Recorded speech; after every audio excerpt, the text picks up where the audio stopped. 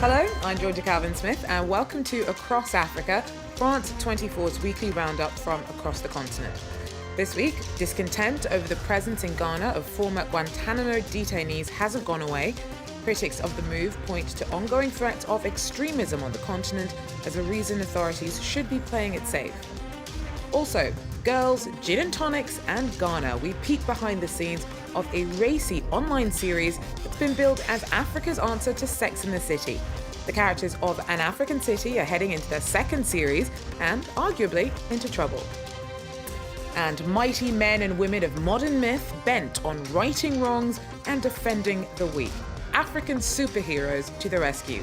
We head to a studio in Lagos crafting a new breed of comic characters. Well, first, many Ghanaians remain uncomfortable with the idea of allowing former Yemeni Guantanamo detainees into the country. The pair entered Ghana earlier this month after the government struck a deal with the United States. Now, they'd been held for more than a decade in the US military prison in Cuba. Critics of the move say that the rise of militant insurgencies on the continent means that the government should be playing it safe with security.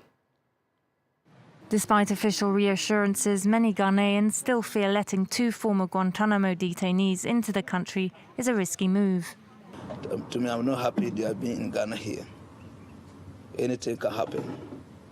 And if anything happens, we the Ghanaians, we the poor people will suffer for it. So we're not happy for what our leaders are doing so far. There's a force somewhere pushing the president to do what he's doing without consulting the parliament, because the Western world controlled Africa most than our own decisions. Open door policy is under scrutiny in Ghana. The government also resettled two Rwandans after they had been acquitted or discharged by the court prosecuting those responsible for the 1994 genocide. Relatives of Syrians already living in Ghana have been allowed to settle there also. Authorities stress that everyone being welcomed has been vetted and will be monitored. But with recent terrorist attacks in neighbouring Burkina Faso fresh on their minds, regional and national security is a big concern to some Ghanaians. Africa is under threat. And I think that the soil is fertile. And that's the greatest problem. If you look at all the indicators that could lead to violent extremism, most of them are present today. The two former Guantanamo detainees, who are from Yemen, thanked the Ghanaian government for welcoming them. They said they were looking forward to going home. Authorities say that should be possible in 2 years' time. Tens of thousands of refugees have crossed into Rwanda following the ongoing crisis in Burundi, with most living in purpose-built camps. But about a third have found their way to the capital, Kigali, and those who can are using their life savings to start anew. When Pierre Nkurunziza said he would run for a third term in April, Mike thought the resulting protests would die down quickly. Yet 9 months later, Burundi was still plunged in violence. Mike was forced to flee to Rwanda and abandon his dream of opening a bar in Bujumbura. It kept getting worse to the point where I just couldn't earn any money. Especially with a bar, it's night work. It was so unsafe we could never open. Most of the 75,000 Burundian refugees in Rwanda live in camps, but around a third of the wealthiest have moved to the cities. Mike managed to bounce back. He took over the sports bar in the capital, Kigali. I was lucky to find this place, but it was really hard. Everything is different. You have to start from the bottom and work your way up again. It's a new life, a new city. Others aren't so fortunate. This young man, who asked to remain anonymous for fear of reprisals, fled Burundi after taking part in the protests. He now lives in a tiny room with 3 other refugees and not a penny to his name. Life in Kigali is really difficult. We can't pay rent because we can't work. There are 4 of us and we've spent all our savings. We struggle to get food. Sometimes we only eat once a day. We're in trouble and it's hard to envisage the future. An African Union summit will decide by the end of the month whether some 5,000 peacekeepers should be deployed in Burundi, a military intervention that the country's president continues to oppose. Now, Uganda may grow some of the world's best coffee and be Africa's largest exporter, but Ugandans sample only a fraction of their homegrown beans. But cafe culture is expanding, and barista bosses are trying to brew up more enthusiasm for the beverage within Uganda's middle class. Thick espressos and creamy cappuccinos go head-to-head at this barista championship in Uganda. A competition to show off the candidates' brewing skills, but also to promote coffee consumption across the country. Appreciate coffee in a way I never thought possible. You've got different coffee beans, that's what I've come to discover, and the creativity from the contestants. Ugandan citizens have always preferred tea to coffee, a habit some trace back to British colonial rule. And despite growing some of the world's best beans, local consumption has remained low in the country, which currently exports around 97% of its total production. Yet things could be about to change, as a new coffee drinking culture has begun to develop among Uganda's growing middle class.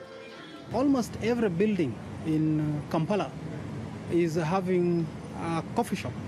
And I believe in the next 10 years, Uganda coffee consumption will be very competitive in this part of the world. Uganda's 500,000 farmers have made it Africa's biggest coffee exporter, but it still has some catching up to do when it comes to consumption. In neighboring Ethiopia, the continent's largest producer, the population drinks around half of all locally grown coffee. Still missing the escapades of Carrie Bradshaw and the Manolo Blahnik Brigade? Well, look no further. Dubbed Africa's Sex in the City, the hit online show An African City became a YouTube sensation in 2014 and has just started up again for season 2. It's about the loves and losses of 5 young women living in Ghana. Its creators say that they're trying to celebrate a side of modern middle-class Africa that isn't often seen on television. Our Katerina Vitozzi slipped on her skyscrapers for the season 2 premiere in Accra. This is a story of an African city. The city's Accra, Ghana. The story, the lives, loves and libidos of 5 African women. And I know, I live to talk about it, see? You do, girl, we always do. An African City Season 1 was an online sensation with more than 2 million views. You have a picture of Jesus over there on the wall that looks like Brad Pitt. Now back for a second series, fans love it for the fashion, the fun and its fresh perspective on African life. There's a certain group of Ghanaian women who are now seeing themselves reflected on TV. Young, modern, working. If you hear of any stories coming out of Africa, it's about poverty. But to see young, dynamic women on TV, I think that's been the biggest thing. The show follows 5 Ghanaians back in Accra after either being born or living overseas. And I remember sitting there, 8'6", in the States, knowing so clearly that miles and miles away that there was this home that I truly belonged to. Creator Nicola Matafio believed that's a feeling many people identify with. My favorite comment on YouTube is a woman who wrote, "I'm Puerto Rican, born in New York, but I live in Italy, and what do I have in common with all these women? Everything." Love. But the programme hasn't been without its critics. It went in a little. Scenes of single women having sex has shocked some in conservative Christian Ghana. But the show's writers want to provoke that debate. It is so crucial for us to create space to have honest conversations about sex in a society and culture like Ghana, where women are really shamed and judged for even having a sexuality. Season 2 promises more glamour, sex and soul-searching, all done in killer heels. With great power comes great responsibility. They're guardians of a continent and mighty men of myth. A team of African superheroes are taking the comic world by storm. A team of artists in Lagos is crafting modern legends born and bred on the continent to rival the characters of Marvel. Ajay Avonome and Guardian Prime. According to these Nigerian comics, you don't have to be white to save the world. Here in the studio of Comic Republic in Lagos, artists are creating a new breed of superheroes born and bred in Africa. The founder of this comic startup is Jaidi Martins, who wants to conquer a new generation of comic fans with Nigeria's myths and legends.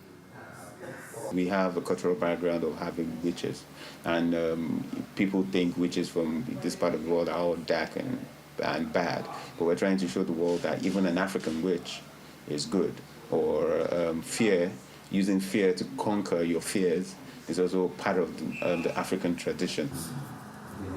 Launched just 3 years ago, Comic Republic has grown from a few hundred readers to nearly 28,000 fans. The comic books are free to download online, so funding comes from advertising and spin-off projects. But it's been a battle to break even. Initially, when we started, it was very, very hard to break into that kind of market, to see let people take this particular thing seriously per se, because they didn't actually take it seriously. They just looked at it like, oh, these guys are just drawing and they're wasting their time. Most of their fans are Nigerian, yet their African cast are also getting noticed abroad, sparking interest as far as Japan and the Philippines. We want to take the African story to the international market. So we decided it's only logical that you put your product online, because all you have to do is sign up to a website or click on a browser and you're there. Their next mission to take their superheroes to the big screen and rival their American adversaries on their own turf. Well, that's it for Across Africa. Remember, you can always join me Monday to Friday with Eye on Africa for headlines from across the continent. Thanks very much for joining us and take care.